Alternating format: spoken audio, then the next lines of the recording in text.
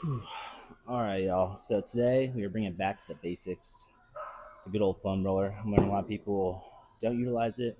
There's been some, I guess you'd say, controversy on the effectiveness of foam rolling, but in my opinion, in terms of just feeling good before your lift or just feeling better after, just the feeling of having that myofascial release, even if it's not super deep tissue, just rolling out, going over the nerves, going over the motors, going over the muscle, I think really helps. I ran track in college, and all my teammates, including me, especially me, I would say all agree that if they didn't have this, they'd be having shin splints. They would not be recovering. They could tell a difference when they did roll and did not roll. So I definitely think something that everyone should be incorporating. And then a lot of my new athletes as well, kind of learning that I need to kind of go over all the basics again. All right, guys, I'm going to take you guys through how I foam roll. How I do it is it's kind of a flow with my whole connect chain where my body doesn't need to leave the foam roller at all. So I start with my back, do each glute, go down one hamstring, I T-band quad, I T-band hamstring. And then from there, I go and do my adductors, and then after that, my calves. So it's a pretty fluid motion to help you guys. It's quick. You can do it before, after, at home, and let's get you through it. I'm gonna start with my upper back. I start with my arms crossing. It stretches my back, kind of can really dig into my rectors there and kind of roll on the sides as well. And then there's a couple ways you can do it. Put my arms up, out, sometimes do it back with double bicep. Just go to the muscles a little differently, kind of get a little different benefit from each one.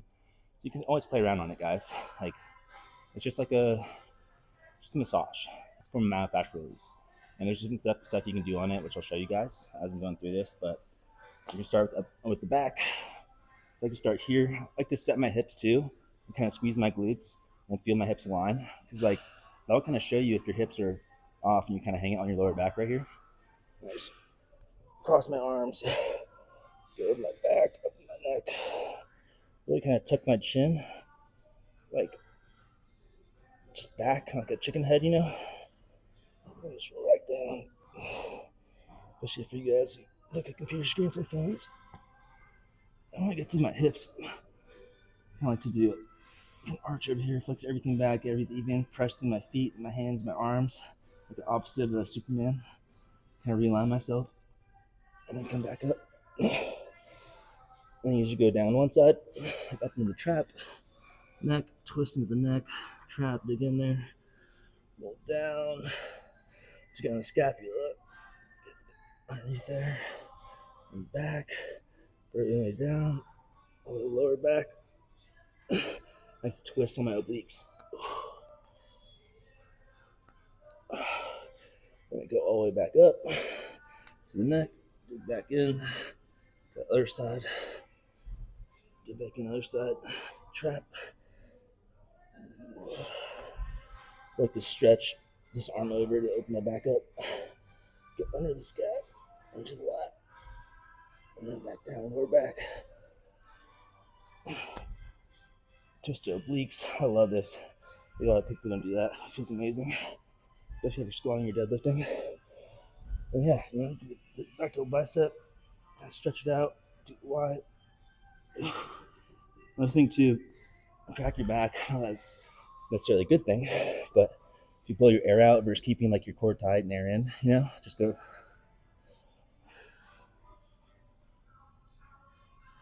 Make sure a couple pops. So that's how I start with the back. From there, I'm gonna do each glute. So you come here, just dig in based on your pain tolerance. It'll build up over time, guys. So just know that. Roll over to the top, right there, back down. And if you guys ever have a point, like a trigger point where it hurts really bad, stay there. Like just hold it and breathe. Go internal, take deep breaths, relax. It'll slowly relax itself, and you'll feel a lot better. Ooh. Get into that glute, into the outside. Back in. I recommend going as slow as possible, guys. I'm kind of going faster. Because I literally just did the Theragun earlier, but I'm still feeling good. Nothing that's too bad, although I do feel that. So you can guys do too for myofascial release. So you get over to like a certain spot, put it there, and then have the muscle move with that pressure point still in that spot, you know? I'll show you do that with the quads, IT bands, hamstring adductors, calves. You can do it with everything. And it's like your own personal masseuse in a sense. So I did both glutes. So at this point, you just pick a hamstring. We'll start with our left. Now with like moderate pressure, you can like put pressure on your right leg, kind of go over it. But if it's too easy, cross on over, put more weight on that leg. Like I said, hold it over there if you feel a spot. Go slow, go all the way up into the insertion at the top, bottom. Let each head and hamstring. From there, it's simple. You just slowly, just like you're painting your legs. Like think of the rollers like a paint roller. You're just painting your whole body. Once you get kind of like, my IT meds are always solid, but for a lot of people, it's the most painful part. So when you get here, if you feel like a sticking point, and if it's really bad and you need to recover quickly or feel better, like bend your leg, like boom. And like I said, you're putting that pressure right on the leg, and then it's moving underneath. So that really helps release it. And when you get to the outer quad, kind of work all the way up into the hip flexors. Kind of dig into the hip there. Feels good. Oh, that's nice. And to the quad. And you can kind of do both quads at one time if you want. Get pressure off if it's too hard. Like I said, just go through the pain. It's all in the mind. It'll feel better. This is good for you. You could go to 2 quads if you wanted to. And then also too, what you could do, I'm just facing this way, is tight chest. Take this right into like inside your shoulder, around the pec. Dig in there, into the bicep. Really just opens up your shoulders. So you do that on both sides. And also too, your abs. People don't think about that either. You really just let your stomach.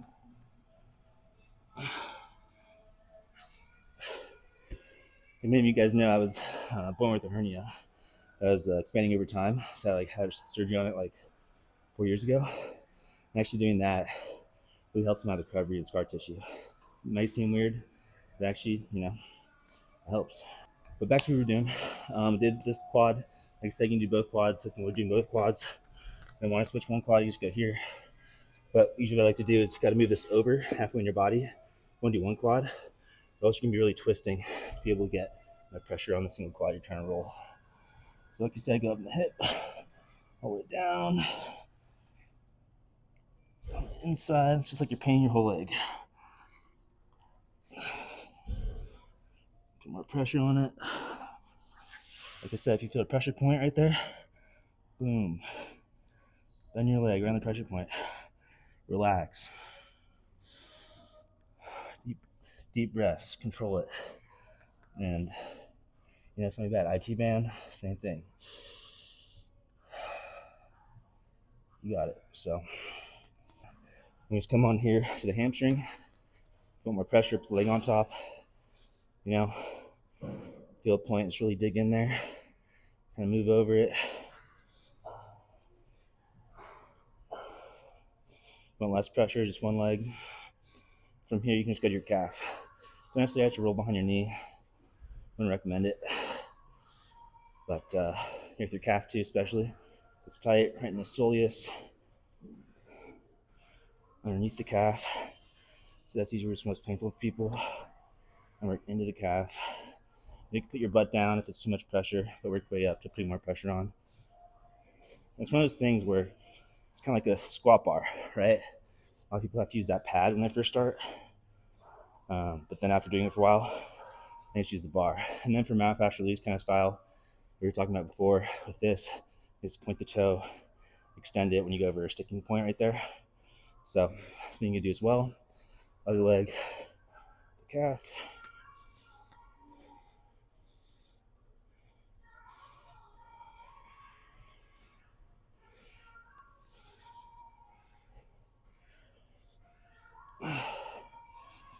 That's good.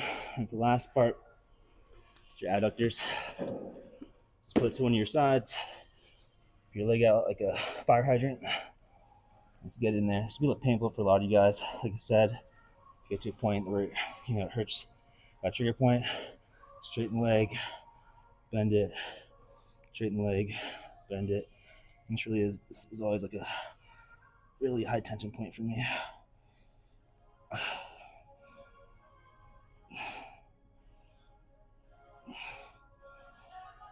And every time I do this, I ask myself, why don't I do this every day? It's kind of like yoga. You know, one of those things that it's good for you, but it's painful, but good. You can see a different angle, like for me, around inside the quad right there. You pretty tight. Just work it, hold it on spots that hurts, and so on. So, all right, y'all. So that was my little foam rolling spiel there. I'm gonna do a little clip here of it, just kind of fast forward with just the actual foam rolling routine itself. Again, guys, starting with the back here, just getting a full roll to start out with, getting everything evened out. Then we're gonna go to one trap, work our way down, under the scap, down the lat, to oblique. I'm gonna go back up to the other side, other trap, below scap, to the lat, to the oblique again. Then do another roll. From here, we're going to the glutes. So get the full glute all the way up in the top outside, both sides here. We're going to pick a hamstring. Once again, we're pinging our legs, guys. Start with the hamstring, going over the IT band, then go over the quad. Once you line up with hip flexors, roll up into the hip, get in there. Then while you're facing the front side, you can get your chest, you can get your stomach. Then go to the next quad, get the quad, over to IT band, hamstring, and then we do calves. Make sure you get the soleus, get the calf, get both sides. And then from here, we're going to get the adductors. Make sure to get deep in there, hold it over painful points, and that's really a wrap for my foam rolling routine. So you guys have that, just to keep, if you want to use it, I guess, if anyone watches my content. I'm just kidding. But yeah, so actually we're going to hit calves. For my calf workout, I start with a single leg, straight leg. So I used to use a horizontal leg press because it uses a cable for the weight. So it's a lot more controlled, good starter, safe. Just have good control with it and can really put a lot of load on that leg and easily assist with the opposite foot as well. That's like as a starter. Then for like a more heavier kind of free weight load, going through the seated calf raise machine. So it's just a bent leg. And once again, I start with single leg until I work up to a weight I can't do with one leg, then do two legs up, and then I work my way back down. And then I hit a calf rotary as a finisher. One here is perfect for me. It's like a perfect just push away that just gets, like, with a lot of calf machines, I find it hard to actually engage the calf over the soleus, muscles underneath, and with that rotary to finish, it gives me such a good pump. So it's gonna be a good one, guys. Today's nothing crazy, nothing glorious, rolling out calves, but this is important stuff, guys. And the devil's in the detail. That's what makes champions. This separates you from the rest. So let's get it. All right, guys. Well, we are already a couple sets in here. I just want to show you guys what I do. So I start here with a single leg, for example. Just get set up, push back with two legs, and balance. Feel my calves, feel the right engagement I want. After that, I'm gonna take one leg off, like this for example, and just get the full stretch, all the way drive up, until you get to the point where you can't do anymore like that, for example, and assist to the concentric, work the eccentric, can't do it, assist, and get those extra eccentric reps, or else you'll be leaving a lot of muscle on the table. So that's kind of how I do that. Once I get to a weight where I can't do it solely with that one leg alone, or through a part of it, let's say like it's not safe, or just the strength gets me that weight, but let's say if I can assist the bottom portion of the range of motion, then do the rest on its own, or assist you that, and just do eccentric reps with a heavier load, overloaded eccentrics. I'm gonna do that, and I do it all the way up to the top to where I can't do that anymore, it's too heavy, and then I use two legs. So within the strength I'm at, usually I end up just doing one leg, but in the past, that's what I do, but I gotta get a gym pin or something like that to add some plates here. But I'll show you guys a few examples here. Usually set with single leg.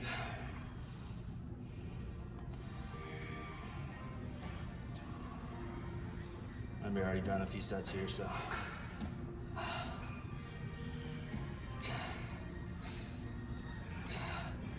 just assist where you can. Gosh, man, that feels amazing. I don't like to stretch it, flex it out. Just extend the toes. And let's say you get your heavier weight. And I can't do with just one by itself. I'm just gonna come in here. Pretty much taking pressure off. I'm just leaving my foot on there with no pressure. And assisting with the concentric. I'm literally letting the right leg do all the work here. I want you to stay assist, eccentric by itself. Assist, eccentric by itself. I'm trying to assist as little as possible on the opposite side of the leg. It's like heavy on its water. Nice, come on. Let's go and flex. Flex, getting engagement, maybe spots that get good engagement in. Blood flow in there. Two legs pretty straightforward, but on this actually, for a little tip, is actually to grab the below here. You usually go down one pin, a little more extra range of motion. Grab it here so it's almost like a donkey calf raise. And a machine where you're kind of horizontal. Weights on your hips. So get a full extension. Stretch, stretch, stretch, stretch, stretch. Explode. Stretch, stretch, stretch, stretch, stretch, stretch, stretch. Explode. And so those were just examples, guys. So pretty much you're starting with single leg, working your way to assisted upper body extension with single leg, then going to double leg. And once you're there, head over to the bent leg calf raise. That's what I like to do. Sometimes let's switch it up. So. All right, y'all. So I'm just gonna give you an example of how I do the seated calf raise here. So first things first, I want to get good alignment on both sides. Make sure everything's aligned. Try them evenly. Perfect. Once you find that good line tension you want, match it at the top. Load it. Squeeze the calf hard. Contract it, and then fight the eccentric. Just explode up. Come down. Explode up. Down. And then once you start to fail on the concentric, and assist all the way to the top. Slow, slow, slow. Assist. With eccentric, those eccentric reps until I hit failure. Okay. And then usually for me, I'll work up to about, 3.5 plates. At that point, we're back to doing the assisted single leg, where pretty much my off leg, pretty much only put the toes on there to assist when needed. But once again, it's a single leg, where like both feet are on there, assisting, and drive up. Pretty much let this leg do it all by itself, and assist only through sticking points or points of weakness that you can't just do solely on this leg. Then from there, obviously two leg, through your calves, make sure you get the engagement you want. Feel alignment, keep core tight, squeeze glutes, and just stretch all the way down, full stretch position, and just drive up, and just hold your calves, feel engaged, and so on and so forth. So obviously, this is an example. This is my single leg weight. I show you guys some examples, but I don't think it's really necessary. It's more of the concept of what I'm doing. And then two, once I do that, I'll go to double leg, and then I work my way down, but in bigger steps. So it's slower increase on the way up, then on the backside, calves can take a beating, really hard muscle growth for a lot of people. So don't take it easy on them. Heavy load, high volume, everything. Maximum range of motion, everything. So just something to think about. When we get to it, I'm gonna show you some sets. Got some sick calf veins going on. Also, something I'll do, guys, is between sets, I'll do heel to toe walks. So just, boom, boom, boom, boom, boom. Basic heel to toe walks.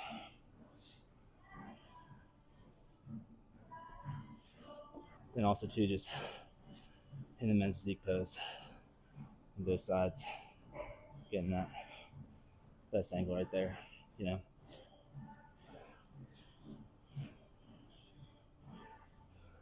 boom. And that engagement you want out of it. Yeah, I guess. How's the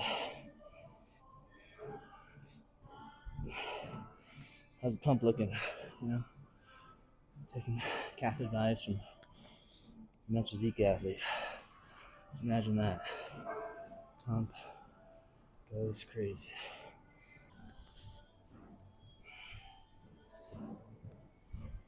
All right, I'll show the point where it's single leg still, but we're assisting pretty much just to the sticking your weak points. So taking the off leg, which is my left leg here, on just the toes. So we get to that weak point where This leg can handle this load by itself, and helping it more and more as reps go on, but still challenging as much as possible as the muscle fatigues, just to get maximum tension, the heaviest load we can get through, if not all the range of motion part of it. And still, with every rep, guys, it's like you're building the engine with your calf or any muscle you're training. You want to flex it hard every single time, just like a harder rev, just like squeeze, squeeze, squeeze, contract hard, and just don't let it go in the eccentric.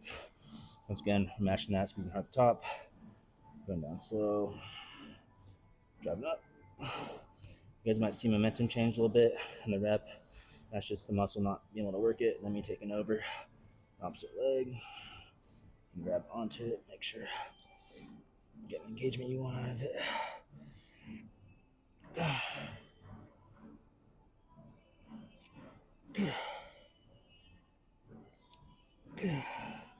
And why you bring that off leg off on the toe is because it can't take over too much, so you can actually hit failure. So you don't just go forever with two legs. Really lightweight.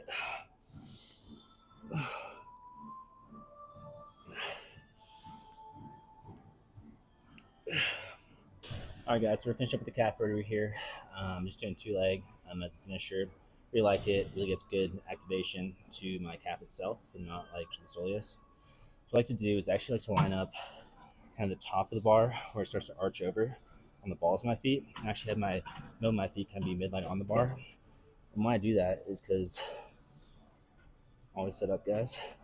When I go into full extension here, right? That's as far as like really, if there's no weight, as like they could really go in a sense in terms of contraction for my calves.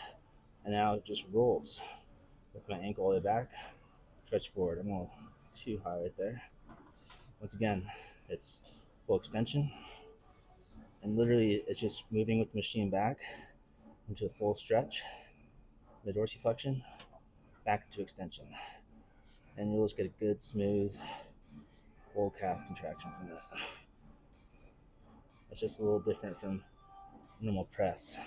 That's why I like the rotary kind of just lets the calf really get a good stretch contraction. Another trick, guys, is where you can assist, since it's two leg. Grab here, stretch, stretch, stretch, stretch, stretch, assist, keep going, assist. And I think that's what really people are missing in terms of calf development is, they're not working overloaded eccentrics, they're not really controlling the weight, not grabbing their calves, feeling the engagement within their calves, make sure, you're getting the full engagement you want. But yeah, the not too shabby of a calf point there. One thing too, guys, we warm up before calf day is going out, heel toe walks, and ABCs. So I'm gonna show you guys ABCs real quick.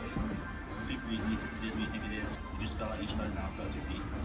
Just like a basic PT thing. Just like A, B, C, D, both legs, and so on. So you just do that all the way through as many as you feel you need to get good blood flow in the area, get good activation. I feel like in sports, I'm hearing way more people who aren't athletes either, just regular 9-to-5ers who retain their Achilles. I think there's multiple reasons for that. Obviously, it's tension being misplaced. I think it has to do with current shoe wear. I think it has to do with walking, you have the posture, activation, what's taking you the way. It's multifactorial, but there's definitely something that needs to be addressed there with how many Achilles tears we're seeing nowadays in sports and general population. So warm up, guys. Eat your Wheaties, eat your spinach, overload your eccentrics, and that's a wrap for calf day. Actually, one more thing. I got 25 minutes of cardio. I split it up 15 minutes on the Stairmaster and 10 on the treadmill.